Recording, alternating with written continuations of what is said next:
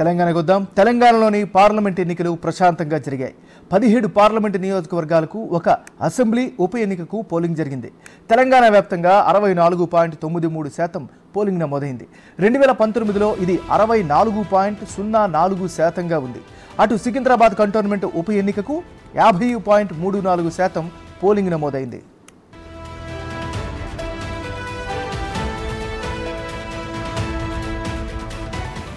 రాష్ట్ర వ్యాప్తంగా అత్యధికంగా భువనగిరి పార్లమెంట్ నియోజకవర్గంలో 76.47% పోలింగ్ నమోదైంది.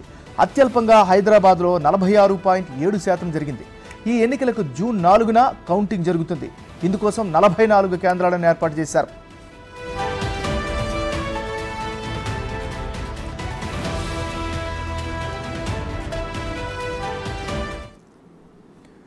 తెలంగాణలోని పార్లమెంట్ ఎన్నికలు ప్రశాంతంగా జరిగాయి. 17 పార్లమెంటు నియోజకవర్గాలకు ఒక అసెంబ్లీ ఉప ఎన్నికకు పోలింగ్ జరిగింది.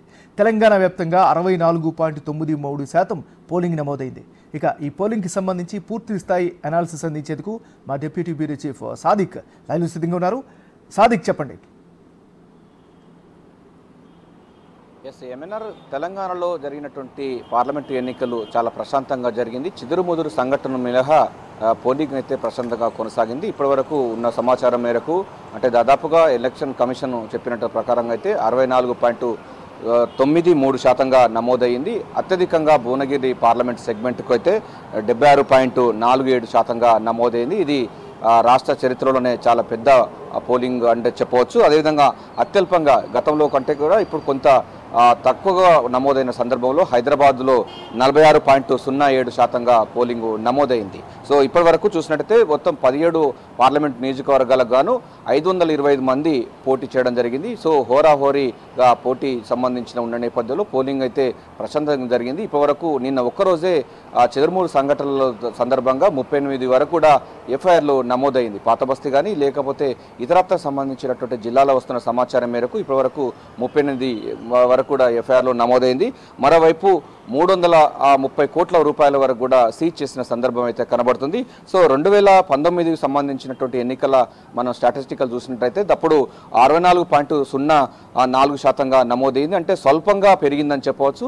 సో ఇతరత్ర సంబంధించిన రాజకీయ నాయకులు కానీ ఎలక్షన్ కమిషన్ తీసుకున్నటువంటి చర్యల వల్ల హైదరాబాద్ సంబంధించిన ఓటర్స్ కాస్త ఓటు వేసడానికి కూడా ఉత్సాహం కనబరిచిన సందర్భం అయితే కనబడుతుంది.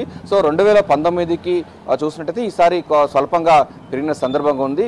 సో జిల్లా వ్యాప్తంగా పార్లమెంట్ సెగ్మెంట్గా కూడా వారి స్థాయిలో కూడా ఓటింగ్ పర్సెంటేజ్ నెలకొంది.